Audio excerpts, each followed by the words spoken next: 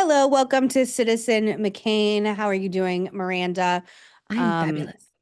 Very excited. It's your daughter's birthday today. We say happy birthday to Yes. Coco. Can you believe she's And 9? She's 9. I remember when you told me you were pregnant with her, and that makes me feel old and like I don't know. At the But I mean, I Odeon. can. Yes. Yes, it's Odeon. If people should go Hmm. there, it's a lovely restaurant in Tribeca. Fabulous. Yeah, fantastic. Good. Yes. Yes. They were always so nice to me at that restaurant. Some restaurants in New York were like, "Get out of here, Republican," but they were always so nice. Great French onion soup at the Odeon. Yes. Go there. Yes, it's like a cozy, good Mhm. restaurant. But happy birthday to Coco. Like I said, I can't believe it. And your birthday is 2 days away. No, So happy early tomorrow. birthday. Tomorrow. Yeah, why did I screw that up? I thought it was, well, good thing I already sent you a gift, but I thought it was Friday. Okay, happy birthday tomorrow. I Thank wasn't that far you. off though. Happy You're birthday. close. Yeah. Do you want to tell people how old you're turning or I'm turning no? 40. I know If it's a big everyone can one. believe it. Yes, I will be 40 tomorrow on the It's 13th. very exciting. I know people, as you see that on your What was thing, that? you're Oh just my like, goodness, that was wow. fun. Thank you to whoever did that. I don't have my glasses on, so I'm 40. I can't read. That was too I tried small. to But watch that thank like you. This Is 40 movie, the Oh, Judd Apatow one, I love that movie. Yeah, but you I don't was like like, they're it? so cranky and they like hate everything. And I was like, Well, I'm not like that. And they're I'm like 41. really like LA, really LA rich and like Yeah. crazy. So that's yeah. S- We have a big news day today to get into, which we are going to. But first and foremost, there is some movie news that you and I are personally very excited about. Do you want to Yes. make the announcement? And number 10, could you show the picture for us, Ashley? Go Yes, ahead. let me scroll way down into my notes. So, to anyone who knows us, we love ourselves a freaky horror movie, especially a diva like this and And Gladys. Gladys. Oh Mhm. my goodness, look at this lady. Um, I'm surprised we didn't dress up like her for Halloween. Maybe next year. I saw Um, a lot of people did. It's a good yeah. choice. That was a good Uh-huh. one. Yeah. Yeah, it's I personally like was torn on which picture to pull because obviously this is an iconic scene from the kitchen of the two gay men, but I also wanted to pull the scene of her in the bed because that was like particularly horrifying. But Aunt Gladys is getting her own prequel movie, and Zach We need Krieger it from the Weapons movie. from the Weapons movie, excuse me, from Mhm. Weapons. She is the spoiler alert if you haven't seen it. She is the witch who causes all the chaos. So I'm not going to give too much away about how she does it and why she does it and the whole purpose of it. And but Aunt Gladys is getting her own prequel confirmed by the writer, director, creator of her, Zach Krieger. And I, for one, cannot wait. I want to see her origin story, her backstory. What is the deal with this?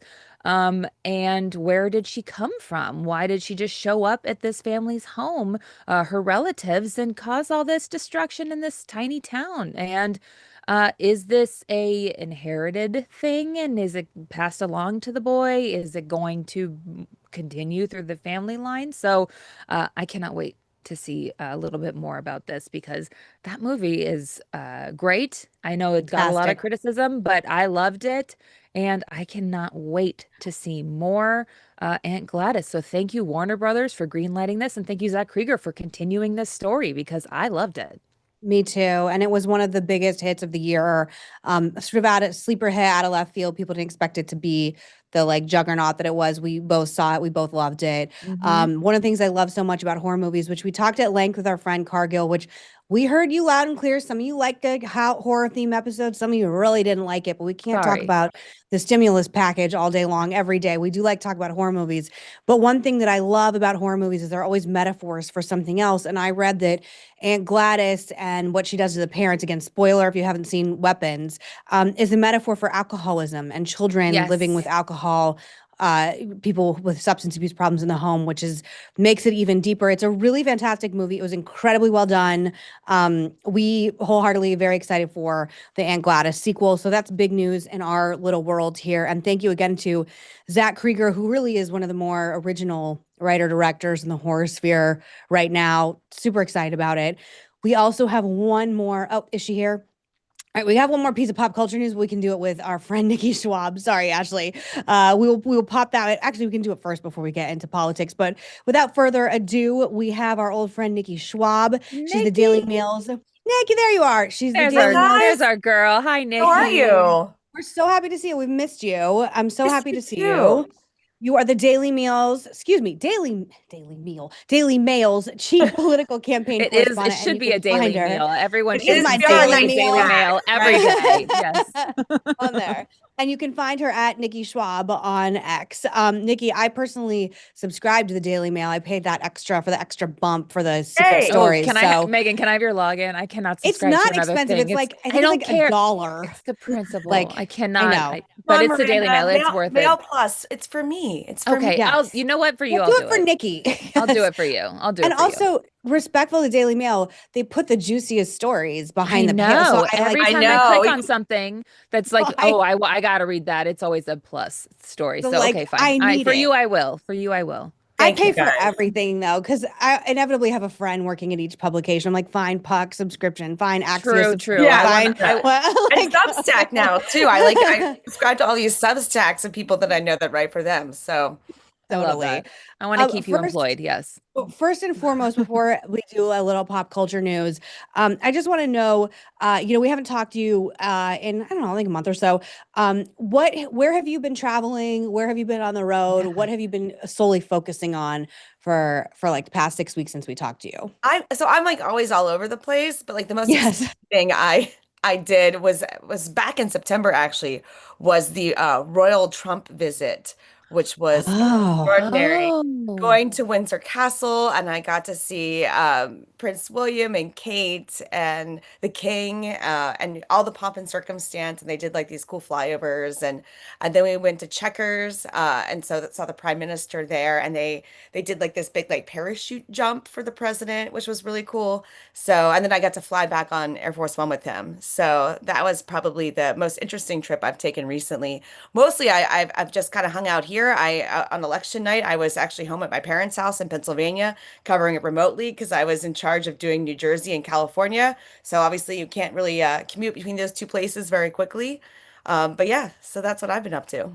that actually goes into our pop culture topics. We'll do that really quick before we get into all the meaty Uh-oh, what political do you news. think? Okay, so I don't know if you saw this, but Meghan Markle and Prince Harry went to Kris Jenner's 70th Oh birthday yeah. party.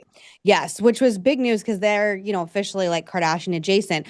But it recently came out that Kim Kardashian and Kris Jenner deleted these photos, number 9, please. And they're photos of Meghan and Harry that they were like dressed up. It was a James Bond themed birthday party. So we have the pictures here, her with Kim, and then there's one with Kris Yeah. Jenner as well.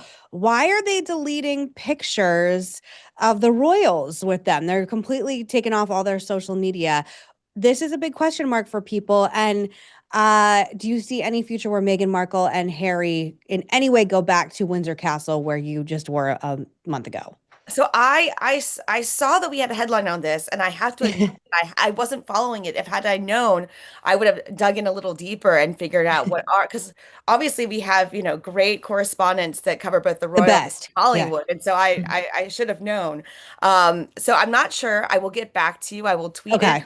I will put it out there if there is an answer for why they were deleted. I mean, could it be like a Trump thing? Because obviously, like I feel like some of the Kardashians are more into Trump now, and he obviously does not like Meghan and Harry, and he's That's an expressed, interesting take. Possible. and he's What and about he, you, Miranda? Oh, sorry, Nikki. Yeah. I think that Meghan Markle and Harry are not very well liked and they're kind of thought of as grifters. So maybe it's like they don't want to be involved with them because they're users and kind of like succubi. So maybe Kim and Kris don't want that in their orbit. It's flabbergasting, and that's kind of why we're covering it because why would they delete pictures of them? Everybody knows they were at the party, and they yeah. kind of had a lot of random people at their party. So why specifically delete them from their photo carousels or whatever? It's strange. It's so bizarre behavior. And when you see Nikki, like as I'm sure you do or did, Princess Kate and how she was so charming with President Trump, Yeah. you see like the She was usefulness. stunning, He stunning. was very taken by Yes. her. Yes. That I feel like you see the just huge juxtaposition between William and Kate and Meghan and Harry. We can move on since nobody really cares and we don't understand. But if you get news about it, please come back Yes, to I us, will. Nikki. I'll let you guys know. So this is creating a lot of drama just in my world. I'm sure your world too, because you obviously the political campaign correspondent for the Daily Mail. But I don't know if you saw this. Trump did an interview with Laura Trump. I'm sorry, not Laura Trump, Laura Ingraham yesterday, Yes. where he made some news. He rejected the idea that many Americans are anxious about the economy. He called the polls that suggested otherwise fake, and he has defended his economic record and insisted that the economy is strong. And then he had this whole conversation about H-1B immigrants and H-1B visas. That's when people coming from other countries come here with those visas to work here. It's very controversial piece of legislation. Can we play clip 12 so we can see the clip of Trump and Laura Ingraham? Thank you. Never going to be a country like what we have right now. And does that the mean Republicans have to talk about it, Laura. And does that mean the H-1B visa thing will not be a big priority for your administration? Because if you want to raise wages for American workers, you can't flood the country with tens of thousands or hundreds of thousands of foreign workers. You also do have to bring in talent. When we have plenty of talented people here. here. No, you don't. We don't have talented people here? No, you don't have certain talents, and people have to learn. You can't take people off an unemployment line and say, I'm going to put you into a factory where we're going to make missiles, or I'm going to put you. How did we ever do it before? Well, I'll give you an example. In Georgia, they raided because they wanted illegal immigrants out. They had people from South Korea that made batteries all their lives. You know, making batteries are very complicated. It's not an easy thing. It's very dangerous. A lot of explosions, a lot of problems. They had like 500 or 600 people, early stages, to make batteries and to teach people how to do it. Well, they wanted them to get out of the country. You're going to need that, Laura. I mean, I know you and I disagree on this. You can't just say a country's coming in, going to invest $10 billion to build a plant, and going to take people off an unemployment line who haven't worked in 5 years, and they're going to start making missiles. It doesn't work that way. Nikki, I saw someone I follow on social media this morning saying, well, MAGA was great while it lasted, because what he's saying is complete polar opposite of what he ran on, bringing American jobs back, not having people from other countries come here and take our jobs. I kept thinking of how much Vivek Ramaswamy got just filleted over the summer when he was saying that like Americans aren't smart enough, and basically American moms don't raise smart enough kids, which is why we need to like outsource people from India. Highly controversial set of tweets that still follows him. What is Trump doing? Because even I'm very confused by this. So this was the original fight between Elon Musk and Steve Bannon. Remember, it was over H-1B visas and whether or not we should be bringing in immigrant talent. And it, nevertheless, it persists, right? I mean, you have to think about who Trump's constituency right now is. You obviously have MAGA, but he has also become very close and cozy with a lot of these, the tech giants. And the tech giants tend to want, H-1B visas. So he's sort of become caught between these two worlds of, his sort of MAGA base and, his sort of newfound love with all the tech titans. And I think that's what you're seeing. I think that's really spot on. And I also, there's a internal fracture just culturally between the tech, libertarian bros and then the classic conservatives. And I think part of the skepticism is this. I have very mixed feelings on H-1B1 visas. I think it's gone too far. And I do not believe with the conceit that there aren't Americans smart enough to do these jobs. But do you think this will impact him? Obviously, the last special elections in New Jersey and Virginia and New York were horrible for Republicans. Do you think this will have long-term impact? Because I'm seeing really mad, traditionally MAGA folks. Even Laura was like, what are you talking about? Interviewing him. They seem pretty upset by this. Yeah, and I think, another section of that interview is Trump was sort of arguing that we needed to keep the university and college system going by bringing in a bunch of foreign students. And Laura Ingraham was like, well, why? Why should we do that? And then Trump basically was like, well, I created MAGA, and so I know what's best for MAGA, and this is good for MAGA. And so I think that he thinks that, because he created MAGA, that, whatever policies he decides to sort of go with, his base will follow. I just don't know if that's necessarily true. And we will find that out in the midterms, because if MAGA Republicans sit home the same way that they did in Virginia and New Jersey, you're going to see the House of Representatives easily go to the Democrats next year.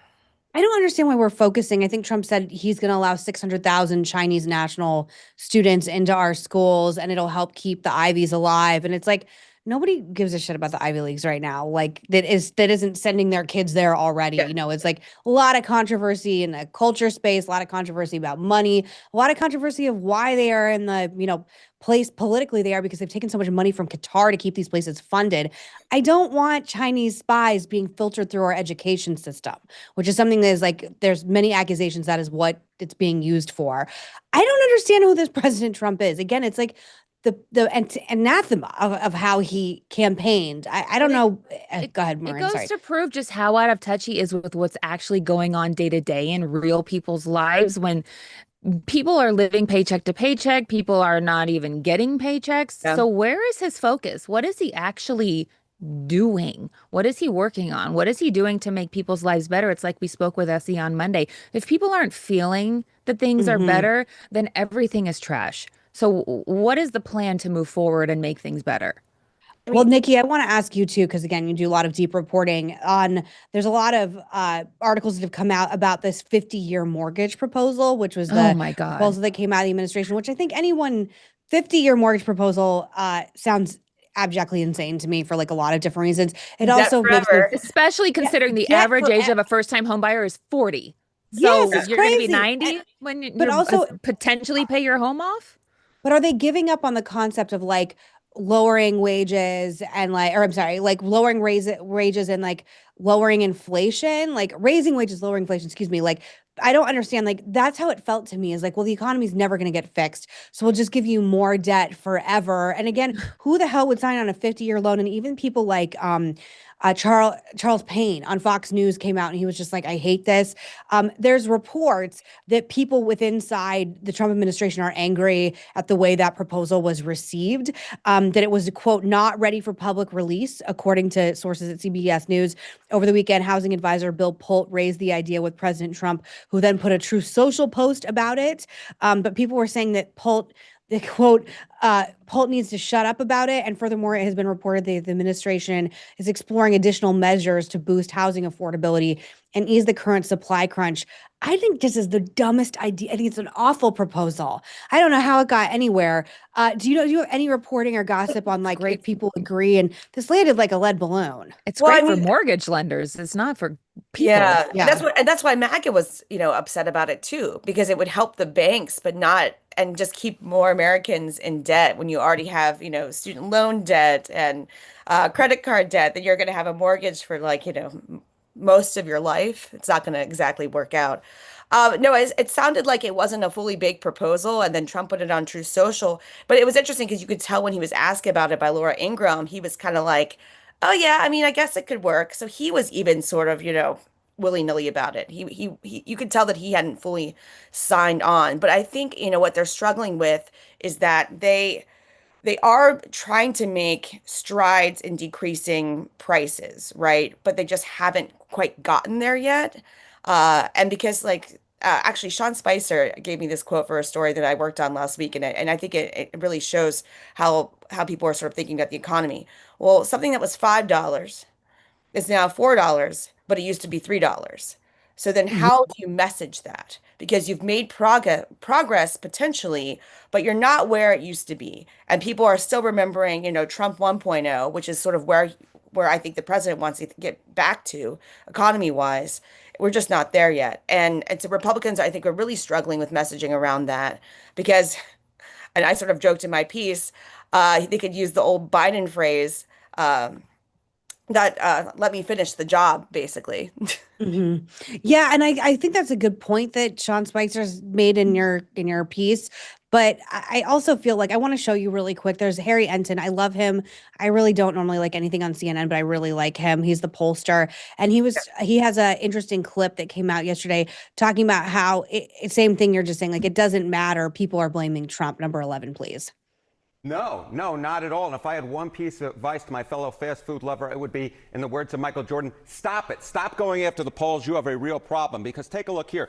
Americans on inflation, you go back to October of 2024. Who did Americans trust more in inflation, Kamala Harris or Donald Trump? They trusted Donald Trump by 9 points on average. You jump over to this side of the screen, those same exact polls have him way, way, way underwater, 26 points underwater on his net approval on inflation. So it's not that the polls are fake, it's that the American people have turned against you, Mr. President. You've gone from leading by 9 points on inflation to being 26 points underwater. You're doing something very wrong in the minds of the American public. Yeah, 26 points underwater, Nikki, is a lot. It's bad. And Very even bad. it's really bad. And even I'm like, we're all employed, and like I'm certainly not in the same situation as majority of Americans, but even I'm like sick of paying so much at the grocery store all the time, like in different ways, and how much eggs cost. Is it realistic to think that Trump can actually fix it? And do you believe that this what Harry Enten just showed is there's a direct correlation between that and why the special elections were such disasters for Republicans? I'll answer your second question first, because the first question I'm actually not sure, because I'm not an economist. Me either. So I don't know exactly what mechanisms of government he could potentially use to make things, drastically cheaper. It's not tariffs. I do know that. And this is the same problem that beguiled the Biden administration, right? And we talked about this, how the Biden administration was trying to decrease cost in other parts of Americans' lives, right? They were, trying to kill off junk fees and make sure your healthcare costs were lower in order to offset inflation, because they couldn't quite get inflation under control. And Trump could also, he could go that route as well. But again, then how are you messaging that? I mean, he basically has sort of fallen in the same trap as the last administration, but he's also sort of set himself up even worse, because he is like the economy president, right? So I think that, that's going to be extremely troublesome for Republicans going into next year, and they're going to have to figure out how to message on this. He's flat out ignoring inflation exists. He was on 60 Minutes with Norah O'Donnell 2 weeks ago, and he said that we don't have inflation. So I don't know what's being told to him during his cabinet meetings, or if he's just trying to put out talking points that will get repeated over and over again so people kind of believe it. But during that interview, he said that there is no inflation, which is just a flat out lie. It also sounds like Biden. Like, that's the problem, I think, with it. Like you just brought up, is like, remember when Biden was like, it's fine. Like the fundamentals are good or whatever. And it's like, people just don't care and they don't want to hear it. This also goes into, we've been covering the airline fiasco craziness of people being stuck at the airport for 1 million hours. Airlines have canceled more than 7,500 flights since last Friday, due to air traffic control shortages.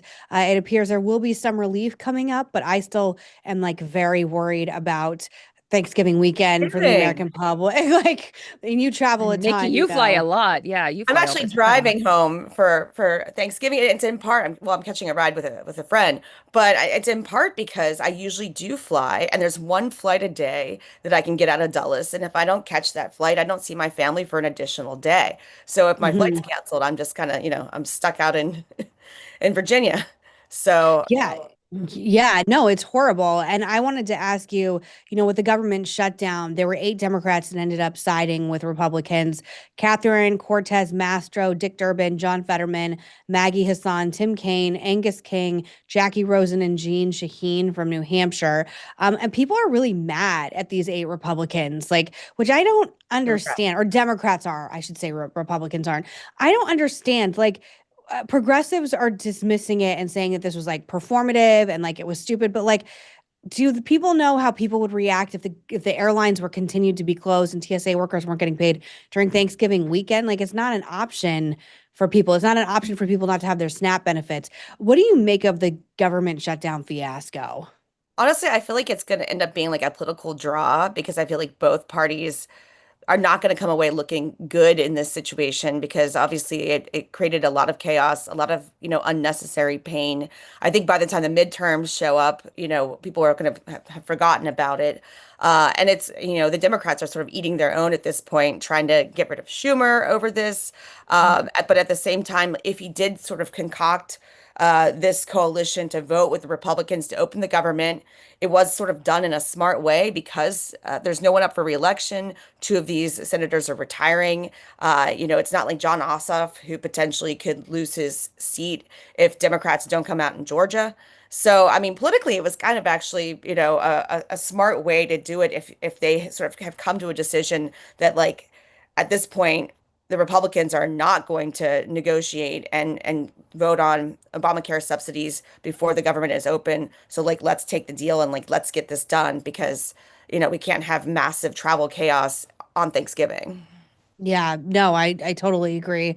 Really quickly, Nikki, we have a question from Reynolds. Hi, Hello, Reynolds. How are you? Out for a what would walk? Where are Yes. you? He's always And- exercising. He's, Yes, you are. I'm jealous. Where of him. are you? And what would you like to ask Nikki? So yeah, about the I think this is going to be a huge problem for the Republicans. The Laura Ingraham interview. In a sense, I think right now, college recent grads have a 10% unemployment rate. So you want to know how Gen Z voted for all Democrats? Most of them are unemployed. And then you look at their parents, or I think they're Gen X's, they voted in a tremendous amount for Trump, and now their kids can't get jobs. And Trump does the interview and saying, well, your kids are dumb, so we got to import smart people to take these jobs. And I thought that was the worst interview ever. Yeah. So my first question is who is telling Trump the truth in the White House? Because, he's doing the Biden playbook of just, let them eat cake. I'm a great president. Everything's rosy. And inflation is coming down, but it's going to be for the wrong reasons. So if the unemployment rate goes up, then, we could be in a recession. That takes care of inflation. It doesn't make you like a good president that you took care of inflation by causing a recession. Yeah. And so I think there are a lot of economic headwinds coming about, but there are simple things that Trump could do for people to understand that, hey, I am fighting for you. But that interview, more or less, was just terrible. And the 50-year mortgage, I think someone did a study, it'd be like 15 years in the mortgages before you started actually paying the principal amount. So you're just renting a house you don't own. Yeah, That's the you're going to dumbest end idea. up paying for triple that house. Yeah. Yeah. But it's just absolutely crazy. That's the dumbest thing I've ever heard of. 50-year mortgage. I was like, I think that's a joke. But when the Babylon Bee's making fun of you, then you lost the conservative movement. And now every time I see the Babylon Bee, they're just making fun of Trump every day now. So Yeah, it's not someone, good. CZ Wiles or someone has got to wake him up very quickly, or the Republicans will lose both the House and the Senate next year. And I pretend to see a bad wave year coming if Trump doesn't change course quickly. Do you want to add anything, Nikki? I don't disagree, Reynolds. I think that I think one thing that, I mean, even if Trump's advisors are telling him like, hey, you need to look at these economic numbers, you need to be a little more careful about how you talk about the economy. This is Trump we're talking about. I mean, the answers he gave because he's Trump, and he doesn't want to not tout his victories. He doesn't want to not tout his economy. And so I think, Trump is often his own worst enemy when it comes to messaging. And I think, that's what happened during the Ingram interview this week. Where's Scott Yeah. Bessent in this 50-year mortgage thing? Because he always seems kind of like the adult in the room when he's not trying to punch everybody out. So why, where is he? Because why is Bill Pulte saying this stuff that's not been authorized to be released? It's not ready for prime time. And maybe it was just a crazy idea floated in a meeting that he's like, oh, this sounds pretty cool. And he just tweeted it or whatever it was that it got leaked. Where's Bill Pulte? Or where's Scott Bessent? Pulte Homes. Well, Pulte owns Pulte Homes, and a 50-year mortgage makes them richer. I understand Pulte's avenue. How is this not a conflict of interest? He's got to go. That's not appropriate. Yes. So, Well, also but there's Pulte something is, yeah, go ahead. I mean, Bassett is very smart, but he can't be by Trump's side 24/7. So, or he'd quit. They got to But, get on the same message. This is Well, I crazy. They're all over the I- place. I think your point, though, that you're right, because he's a I believe, a real estate investor.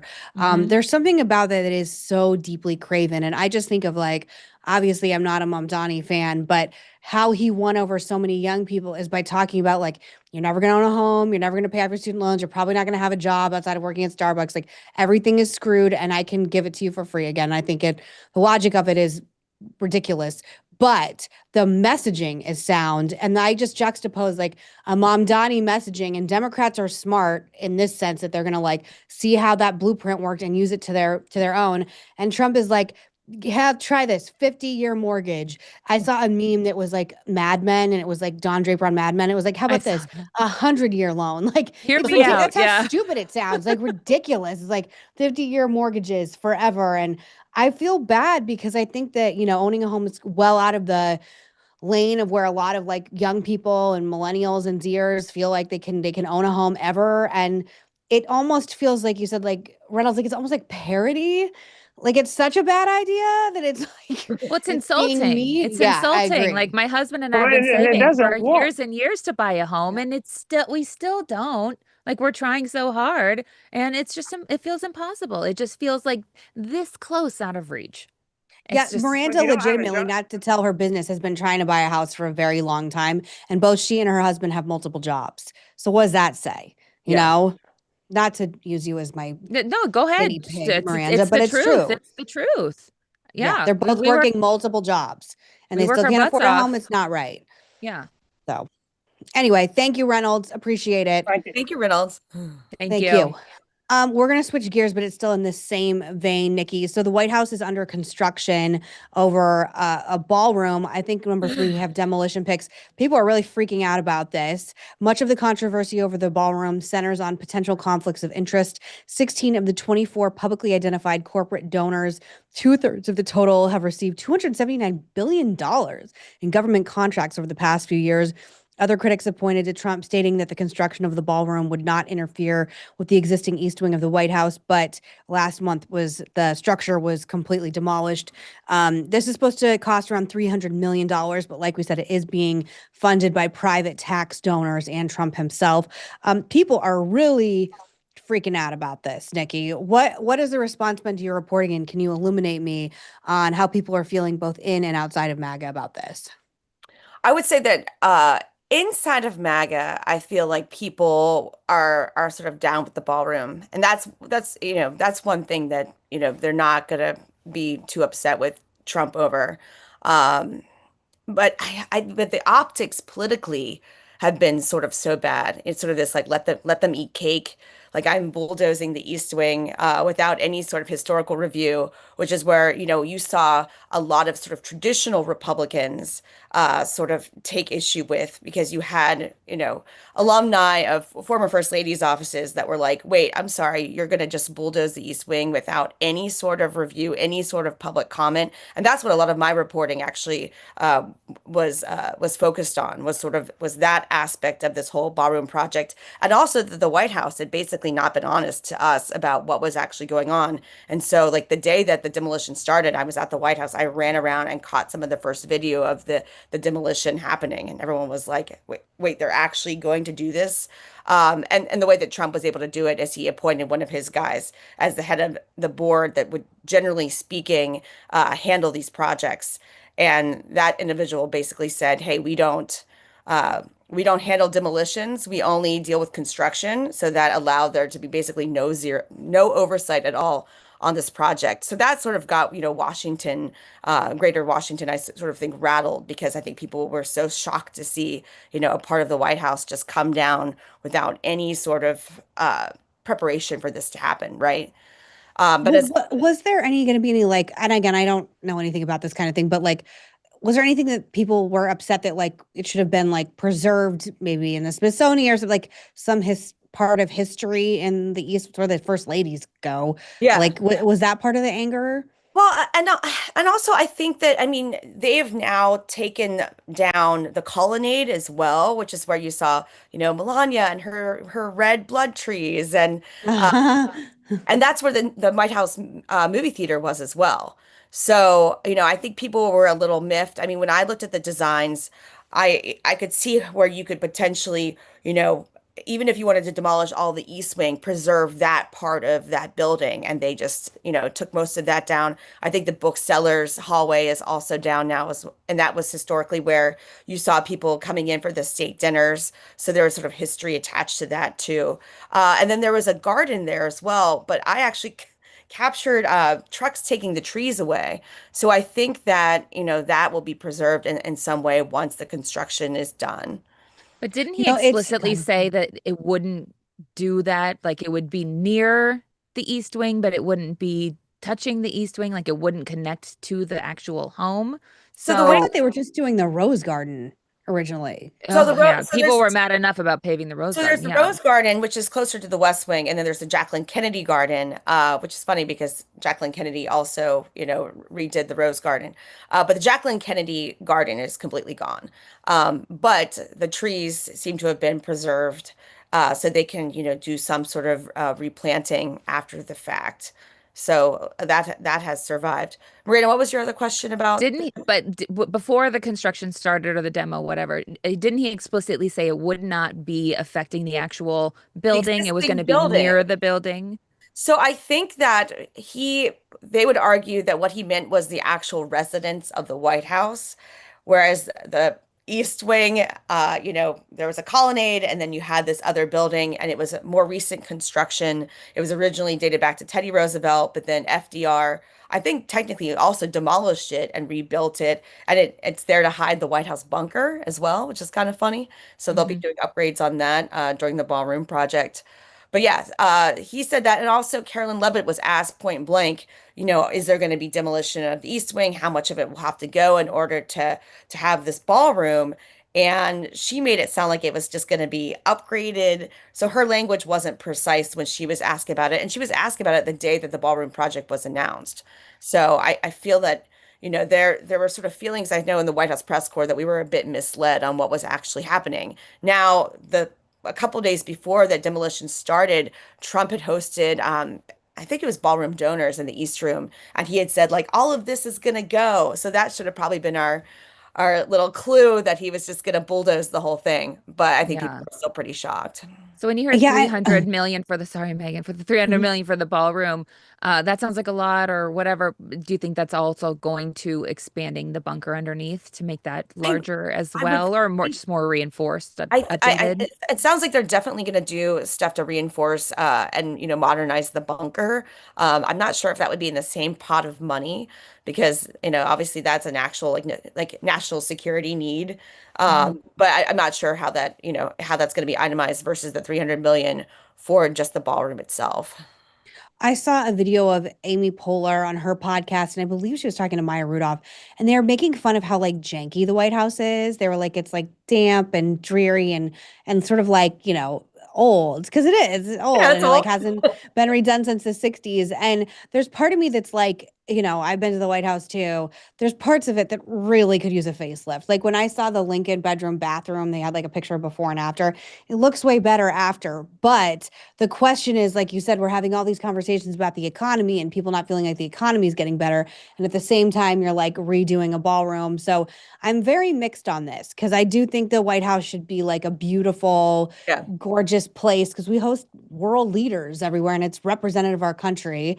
And it like there's some parts of it, like the green carpet, like, looks like it's from the 60s, like whatever. And then there's other parts of it that you're like, okay, like the first time I went to the White House, I was like, it's not what I thought it would be. It was like the first time I went to Graceland. I was like, it's not exactly what you picture in your head. But not to sound like a bitch about this, but I feel like it's like, I don't know, in recent years, it feels, I don't know, when I walk around like the main residence, like it feels like it's like well kept up. I don't know. But I mean, do you have any feelings about it being modeled after the Russian ballroom, like Putin's area? Like they said that it's been inspired by that. No, that's what they're saying. It's been inspired by Putin's ballroom. Who's saying that? I'm not going to go there. So yeah, Nikki, you know what I'm talking about, though. You've heard that. I mean, yes, it's very gilded but I think that's just like a general like look for ballrooms, like really over quickly. the top. We're very excited about this, Nikki, and glad that you're here for this. We actually have two amazing advertisers now. And the first one we're so excited about is Quince, which is a company that Miranda and I actually I have my Quince on. Shopped at beforehand. If you are looking for sweaters and cozy things and dresses, but you don't want to pay like Jenny Kane, super expensive, $700 for a sweater, $800 for a dress prices. Quince is the exact same quality, but just a much better price point for those of us that live in reality and aren't donating to a golden ballroom right now. So if you like, my favorite Quince pieces right now is I have some maternity dresses that are like these silk dresses. I told you I bought a purse for my sister. They have these cardigans, these like button down cardigans. I love everything about it. Nikki, at Christmas time, highly recommend if you're looking for gifts. It's really great and very exciting for you guys. We have a promo code. So Black Friday has come. That's wrong. That's not my promo code. Sorry. Step into the holiday season with layers made to feel good, look polished, and last from Quince. Perfect for gifting or keeping for yourself. Go to quince.com/McCain for free shipping on your order and a 365-day return. It's now available in Canada too. That's Quince, QUINCE.com/McCain to get free shipping and 365-day returns. Quince.com/McCain. I told my sister-in-law they were our advertiser and she was so excited because all the women in my life genuinely love this company. Truly, but it's not just women. They've got all kinds of stuff. They got stuff for men. Like if you don't know what to get your dad or your boyfriend, husband, brother, whatever, they've got great stuff for men. They got stuff for kids. They've got stuff for the kitchen and your bathroom and all kinds of stuff. So it's a great store. They got, or shop, whatever, online, whatever. They've got everything you could think of, and it's all beautiful and gorgeous and great quality. So, and I've got my We love Quince. Yes, we're very sweater on. It's so comfortable. I might sleep in this tonight because it is like comfortable than more pajamas. Really like beautiful cashmere stuff. And we're very excited and honored to be a part of the Quince company. We're legitimately. So we're really excited about it. I think I screamed when I got told that they were going to be exciting. Yeah, I was like, yes, I'm on their text list already. So this is very exciting. But we actually have one more advertiser for you, Nikki, if you're looking for Christmas presents, okay? Or something for yourself. Gift yourself. Yes. Yeah, or just like treat yourself. Yes, treat yourself, Nikki. We'll you just work hard, you. Nikki. Treat yourself. Yes. Yeah, you're always on the road. So Nikki's always on the road. And what does she want to do when she goes home? She wants a cozy bed to get into. Get in bed and binge TV. Yes. What better way to do that than with Cozy Earth sheets? They're my personal favorites right now. And you can give them as gifts. They have pajamas, bedding. I personally love the candles and the body butter too. But I think the Cozy Earth gift sets of the sheets that come with like the pillows and everything, like they have a whole set that comes together. It's a great Christmas present for people. I'm really bad at picking Christmas presents. I have to have people tell me what to buy people for Christmas. And we love Cozy Earth too. And they also have some really beautiful pajamas. These like really nice cotton, like long. I like wearing pajamas. So like there. So we are going to have a risk-free purchase. 100-night sleep trial. If you don't love the sheets, you can return them and they have a 10-year warranty. Black Friday has come early at Cozy Earth, and right now you can stack my code McCain on top of their site-wide sale, giving you up to 40% off in savings. These deals are not going to last, so start your holiday shopping today. And if you get a post-purchase survey, be sure to mention that you heard about Cozy Earth right here on Citizen McCain. And we want to thank Cozy Earth, two really wonderful companies. And I love the sheets. It's not a joke. I love the sheets, except my daughter spilled apple juice all over it, so I had to wash it and change it, which is not my favorite thing. But you know what? When you wash them, they get even softer. That's not Cozy Earth's problem. So enjoy the spill because you got to wash them and they got even better. So enjoy it because Cozy Earth is amazing. Thank you so much, Cozy Earth. Again, we're very grateful and we genuinely love your products. Yes, thank you. We're going to switch gears one more time.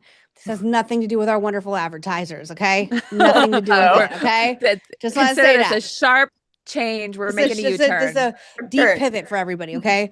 We're going to talk about chemtrails. I know that this is something that's of Cozy deep is like, what the hell? Cozy is like, get me the hell away from this. It has nothing to do with our business. This is something I understand, Nikki. I was told by our booker that this is something that interests you. I was actually shocked to find out this is something that interests Miranda. So I'm Yes. deeply out of Nikki touch and with I this. are So weirdos. What do you Yes. expect? Like, So the catalyst for this is that our old psychopath Tucker Carlson on his show. our favorite psycho, yeah. Like my least favorite God. person in all of media.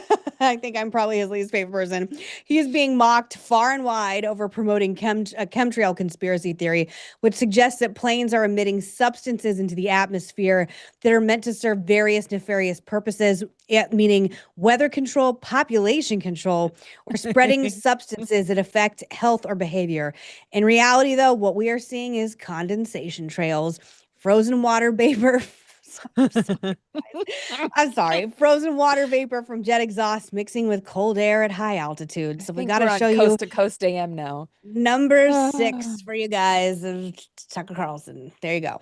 Always the obvious questions that are so vigorously discouraged. And one of the questions that's been the most discouraged over the past 30 years are what are those lines in the sky that you see trailing jets?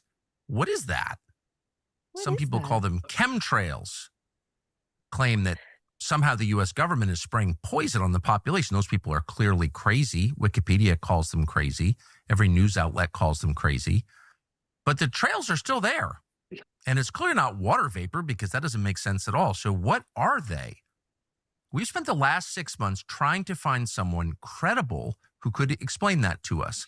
A serious, sane person with an engineering background who could tell us, what are we looking at? Because we're looking at something. And I don't care what names you call me. I still want to know what it is. And we think we have found that person.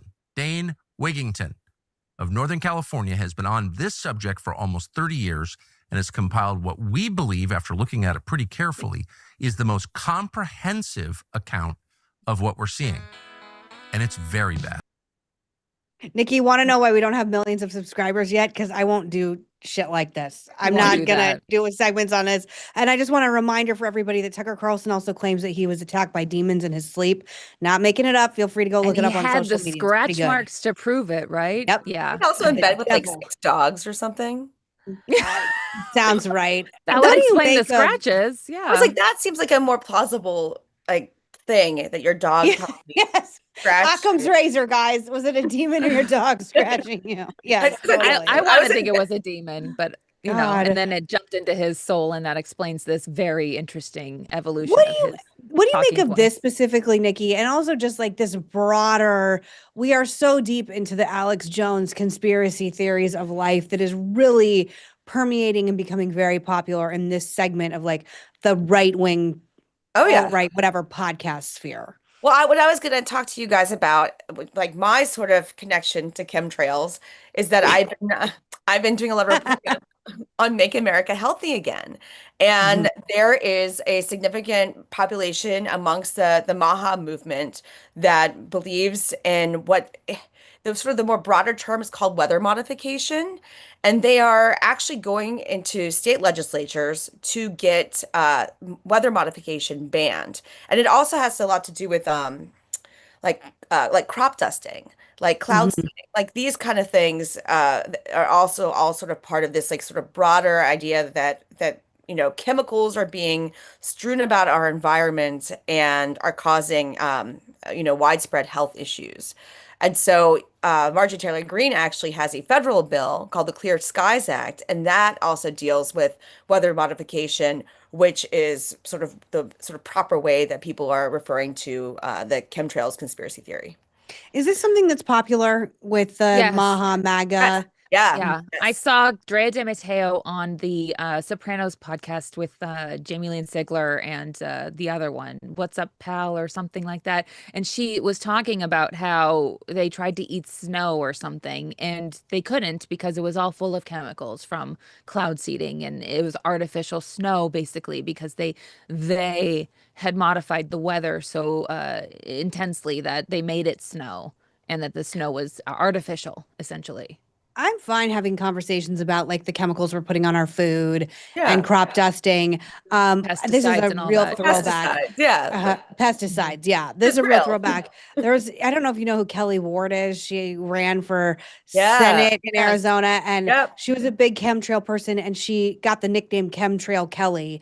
And it in no small part, I think, I mean, there are many things about her candidacy that was absurd and ridiculous, but it impacted her politically. People did not think it was something we should explore. They were like, she's a whack job, like, which that's my personal opinion.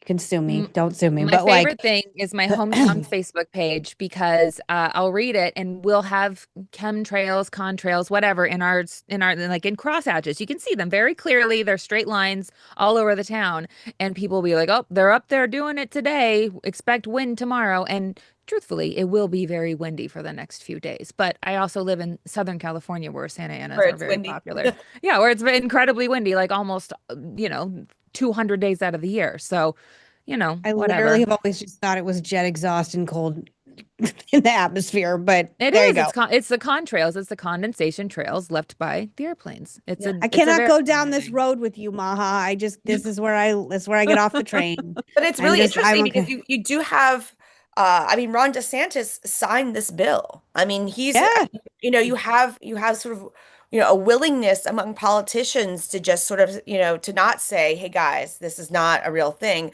but instead say, hey, you're my constituent, you're concerned about this.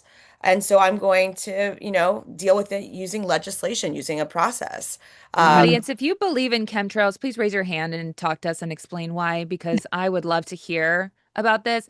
You know who else has a huge platform and believes in chemtrails is Kylie Jenner. She's posted about it all the time, and she'll post pictures. Well, that's of this guy definitely and the say, sentient, and that is a very educated moment. woman. She's a billionaire, Definitely the so we woman have to I'd listen to her. Billionaire because her mom set her life. Give me the same woman who thought doing a Pepsi ad about Black Lives Matter that was a way to make a Kendall. political movement. Gosh, that's Kendall. You got to we get have your to move on. Kardashian straight. Jeez. I have to move on. I'm so sorry. Yeah, and by the way, I'm going to say one more thing, Nikki. Miranda's going to tell you to watch All's Fair. It is the worst. It is so bad. I know, Nikki. I bet Nikki would like it. Nikki. All right, fine. Nikki, you watch an episode and you tell me Miranda was like, you can't just watch one. You have to watch all three. And the fourth one came out last night. Is that the Kardashian show? Is yes. that the lawyer show? It's the lawyer show. Okay. Yeah. Nikki likes good garbage, and she's going to like it. Nikki like some garbage, yes. Nikki. Yes. Nikki. Yes. Nikki also flies in Air Force One. I am really all right, Nikki. You can come back and you tell me if you like All's Fair. I will watch it and I will report back. It is maybe the worst thing I've ever Nikki, seen. how long have you known each other? Like 10 years? I know you're going to like it. I know you're going to like it. It got a 0% on Rotten Tomatoes. I was literally like, yeah, but then you look at social media and everybody likes it. Not here. Megan's too highbrow. She's too fancy. Fine. Call me a highbrow snob. I don't care. I'm not watching that anymore. It's horrible. Anyway, we have you know what? You like Landman, and I didn't like that. So, different strokes. Different strokes. Nikki, you're in the middle of an internal battle about culture. This is what our phone calls sound like. Yes, sound like it's absolute us screaming at each other about TV. Really quick, I have to ask you about this because it's just so delicious. I actually should have opened with this, but we had other things to talk about that were more important. JFK's grandson, Jack Schlossberg, my other favorite freak from the internet, has announced he's running for Congress. He is running for Congress in the United States of America. A reminder, he is 32 years old and he's never had any job except writing 7 columns for Vogue. That is his job. That's not a joke. He did go to law school. Well, and he has never had a job for CNN. Not one job at the 32. DNC. Yeah. Which I know it didn't really hurt Mom Donnie, but that's an entirely different narrative. I have to show you a video of his campaign announcement. For people that don't know who this is, he's the grandson of JFK. He's the son of Caroline Kennedy Schlossberg. And he has gotten a lot of notoriety over the past few years over being an absolute freak show on social media. Online, such a weirdo. Including saying he's going to have a baby with Usha Vance. He's in love with her. Yes. His grandmother or Usha Vance. He's a weirdo. Anyway, let's play his campaign ad, number 14, please. My name is Jack Schlossberg, and I'm running for Congress to represent my home, New York's 12th Congressional District, where I was born and raised, where I took the bus to school every single day, from one side of the district to the other. This is the best part of the greatest city on earth. We have the best hospitals and schools, restaurants and museums, the financial and media capital of the world.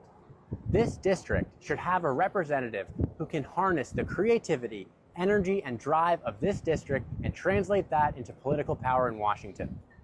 I'm not running because I have all the answers to our problems. I'm running because the people of New York 12 do. I want to listen to your struggles, hear your stories, amplify your voice, go to Washington, and execute on your behalf. There is nowhere I'd rather be than in the arena fighting for my hometown. Over the next 8 months, during the course of this campaign, I hope to meet as many of you as I can. If you see me on the street, please say hello. If I knock on your door, I hope we can have a conversation, because politics should be personal. Thanks. More to come soon, and I'll see you on the trail, New York 12. It's like the absence of charm. I can't get over the lack of personality, how bad this ad is as your opener. I just want to show one quick TikTok of him to show how he is when he's in his natural habitat. Number 8, please. Are you sure you want to close the border? Because then you're stuck with me and my army of little freaks. If you close the border, then it's just me. Then I'll be here with you. And you have to share with me. To my country, too. Okay, there's many weird videos of him out there. Nikki, just let her rip. I've got so many things to say about this. Actually, I have like a really boring take first, which is the fact that it's interesting that he doesn't use Kennedy Schlossberg. Like he doesn't use Kennedy in that ad. And I don't know if that's because RFK Jr. is now so associated with MAGA and MAHA that he doesn't want to use the Kennedy name. But I mean, if you're going to be a Nepo baby, you should use your, you should use your name. Because like people don't necessarily know Schlossberg, but they're going to definitely know, Kennedy. So I thought that was kind of interesting. That was a choice. Also, I think he's clearly trying too hard to sort of be your sort of normal politician.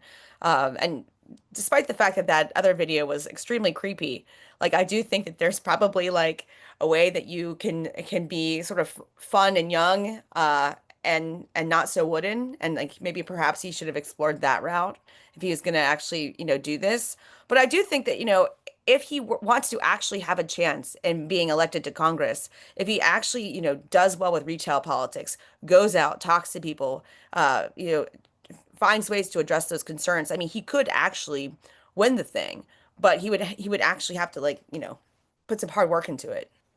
He's running in Jerry Nadler's seat that he's vacating. And for people that don't know, and I only know because I used to live in New York, I also went to college with his son.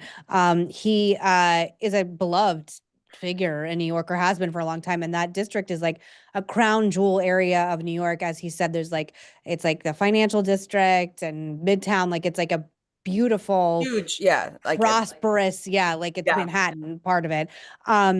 Jerry Nadler has also come out saying that he doesn't think that this is a good idea. He doesn't think that Jack Schlossberg has the experience. He has endorsed his protege. I apologize, I don't remember his name, but it's like a man who worked for him and has served on the city council. The New York Post is also reporting that Caroline Kennedy is, quote, living in fear that Jack's run for Congress could make him a target for violent haters, and has pled with him not to run, but he, quote, seems determined to follow the political footsteps of his grandfather. Caroline Kennedy, remember when she flirted with running for, I think it was mayor, and she did a few interviews, including with, oh my gosh, I apologize. He's a host on MSNBC, Black advocate. Oh my gosh, I'm gonna mess up his name. Tory? No, he's I apologize, I forgot his name. He hosted Saturday Night Live several times, and lost a bunch of weight, and he's vegan now. I can't remember his name. Maybe someone can remind me. But he did an interview with her. He did like an appearance with her, and she was so boring and like lacked any kind of charisma whatsoever that her candidacy was basically dead in the water. Kennedy's have. Yeah, it's a long time ago. Yeah, but now it rings a bell now that you bring it up. A breadth of stupid knowledge, of stupid political knowledge.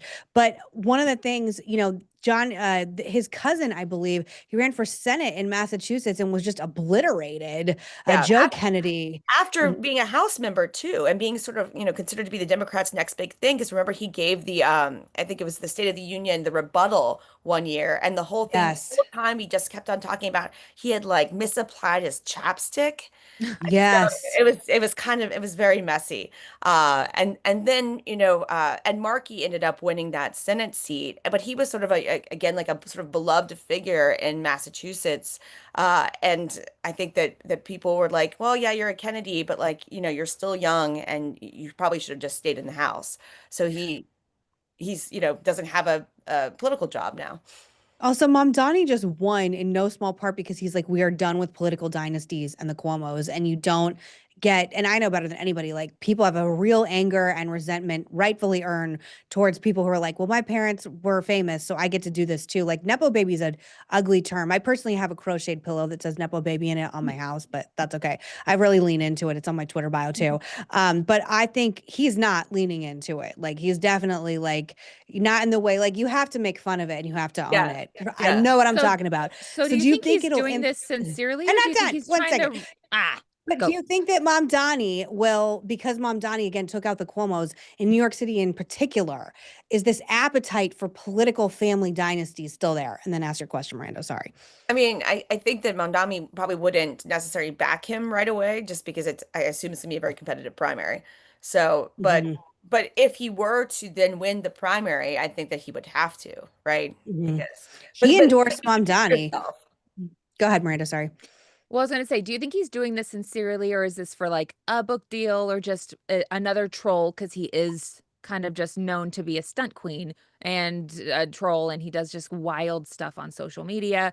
Or is this sincere? Because I can't ever tell with Jack. He's always doing weird, wacky stuff. I follow him on social media. I find him wildly entertaining. So I don't buy it. I don't think it's legitimate or real. And so far his candidates have, or his opponents have been named, and it's like Cynthia Nixon and Michael Cohen. Nixon's running for Congress there. Yeah, in the same district. And Michael Cohen and a former aide to Chelsea Clinton. Like there are some other like people, a sideshow circus act. What the hell? People who have Cynthia Nixon is running for Congress in this same district against. Oh my God. Michael I interviewed Cohen. her one time, and her big thing was that she wanted to disband ICE in Manhattan, and I remember being like, run Good on luck that. with that lady. Sure. Really.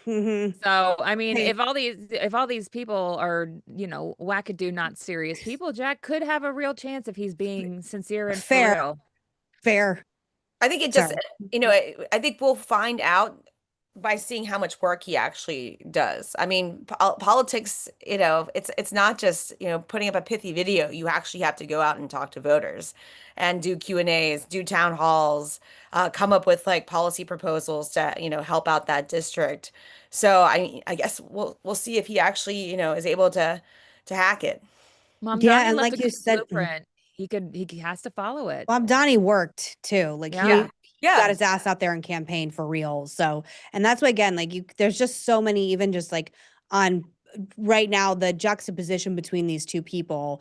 And Mamdani is like a Nepo baby to a point, but he's not a political Nepo baby. And I feel like this socialist, aggressive, I come from, the real place in Queens, and my apartment costs, I remember it was like, he had to say in the debate, it was like rent was like $2,000 a month. Like it wasn't, like I remember Cuomo's was like 9,000. It was like there's an obvious disparity in like wealth between the two of them. And I just don't know if like the Kennedy, particularly Caroline Kennedy, like the only Kennedy I know people like are RFK, but granted, I'm probably in a bubble myself. I just don't know what happens. But he's got a real race next to Cynthia Nixon running in that. He's another theater kid. Like you said, he's another failed theater kid who's now going into politics. So yeah, there's too many of those. Let's watch the show. Yeah.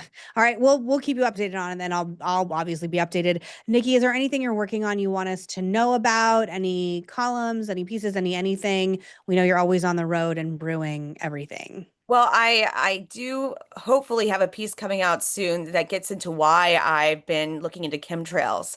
So I'm just gonna leave it at that. Yes, It'll ma'am. come out in the next couple of weeks. Are you going to the MAGA summit today? You know, the press actually was barred from attending. So that's kind of weird. Yeah, but one of my colleagues will be there with JD Vance. So I was like, ooh, like here are the people that I want you to look for in the audience for me. So she's acting as my eyes for that. I'm not giving anything away. My friend Danica Patrick's here and she's speaking. I I'm not pictures of you guys. I think you're having a lunch. So she's my friend. She's lovely. She's a big MAGA, like big person. I have a lot of friends that are big MAGA people. It's fantastic. And I am to a point, but I don't know if I'm allowed completely in the club because Miranda and I eat Arby's and I just don't know if I don't know. We love Arby's.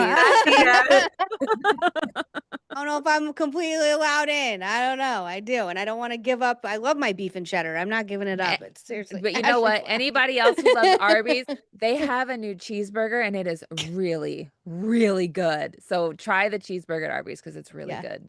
Nikki, on Halloween, Miranda called me and I thought it was an emergency and it was about this specific burger at Arby's. And I was like, that's amazing. I got it.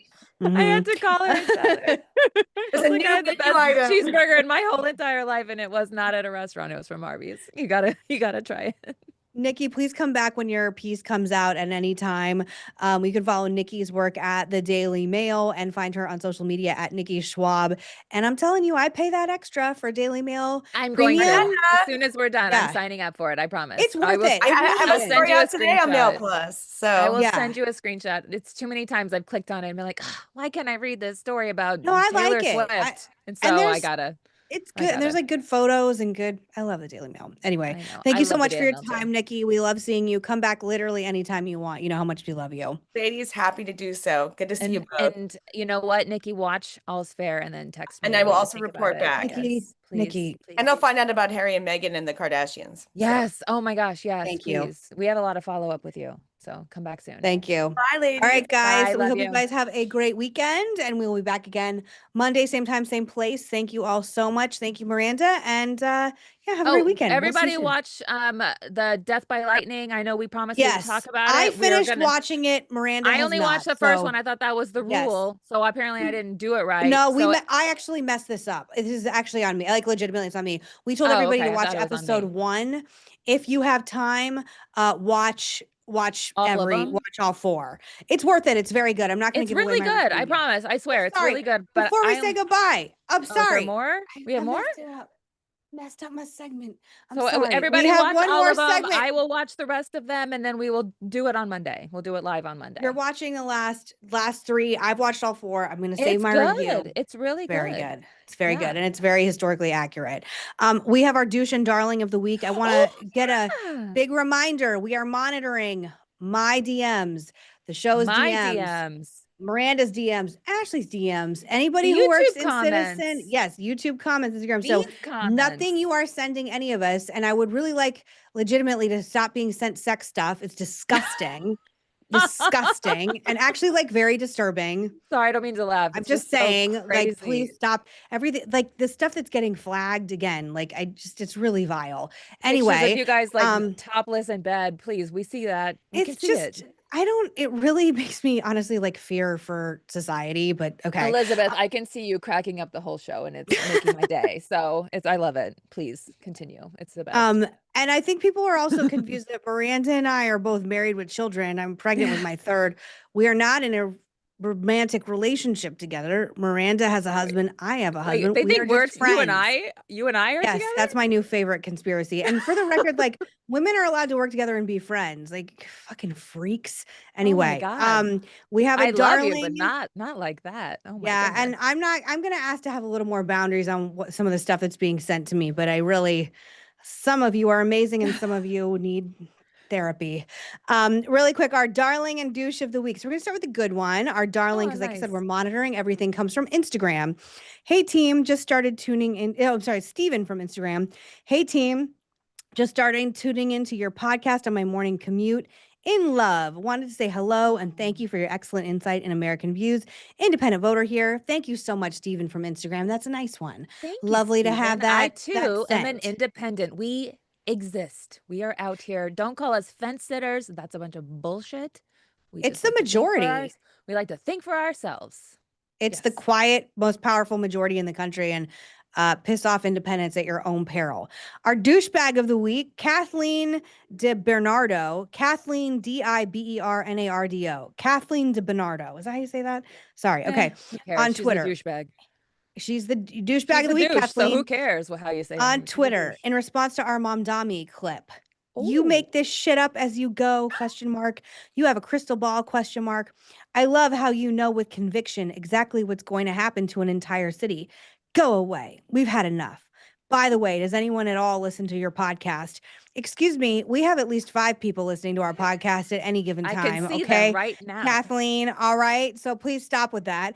Second of all, I do not make shit up as I go, but part of why Miranda and I have been doing this since the dawn of time is you pick up skills on how to read things like focus groups, trends, election results, many things in between, polling. We know which pollsters to trust, which pollsters not to trust. So listen, bitch, there's a reason why I've gotten every single election right since my dad lost. I'm very good at predicting elections, okay? It's one of my, I wouldn't say useless skills because it is useful, but I'm very good at predicting elections, okay? And I'm very good at predicting where trends are going. Live in New York City, but we have many dozens, if not more, people that we love, care about, and know very well who do live there. And we maybe, oh my God, did some fucking research and called them and asked them what they think might happen, how they're feeling about it happening. And our audience members, like the lovely Haley and Elena, who called in and said they were scared shitless about it happening. So, yeah. Exactly. We are not speaking out of our lane and speaking out of turn about this kind of stuff. So, Kathleen? Is that Kathleen DiBernardo. Also, Kathleen, I didn't live during...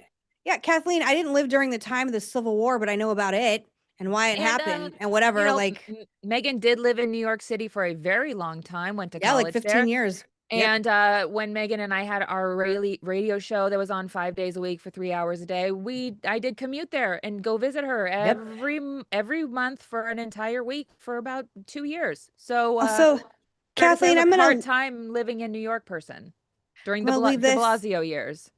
Leave this with you, Kathleen. Everything ain't for everybody, Chico. You don't have to listen to this show if you don't like it, okay? No one's forcing you to watch my clips or consume my stuff. And to the other 5 people who are listening, we are very grateful. Thank you to my mother and my sister for being 2 of them, Miranda's husband, and Haley. Thank you so much. And Elizabeth, yes. Remember to buy Quince. And Quince and Cozy Earth, yes. And we have some more goodies for you guys coming up soon. We don't know when they start. All right. Soon. Thank you so much. Douche and darling of the week. Keep them coming. Like I said, I just need to say to you guys, it's all being monitored. I just don't know. And again, some of this stuff is really weird. That's crazy. Please just find another hobby. If you guys, oh my God, our Michelle Obama clip. Woo, that's going to be fun to read next a little week. Spicy. Ooh, mamacita. Thank you guys. Have a great weekend. Miranda, thank you so much. And remember to finish Death by Lightning if you have time. It's not that long. Each episode's 40 minutes. I did it in a weekend. I watched 2 episodes on Friday and then 2 on Sunday. And I finished it right before I went to bed. But I also it's very good. And I will say this just about the first episode. I was shocked to see that their conventions were as dramatic as the ones we have today. That was my favorite part. That was me too. And I was so surprised. I thought they'd be more chill and small and civilized, and they're insane, just like ours. No, they were just like ours now. Yeah. All right. Thank you, Miranda. I love you. Thanks, we will see I love you. I love you in a platonic way. friend co-host way. I gotta say. I'm pregnant with my husband's 3rd child. I love you. Yeah. I love him in the romantic way. See you guys Monday. Thank you. Bye, everybody.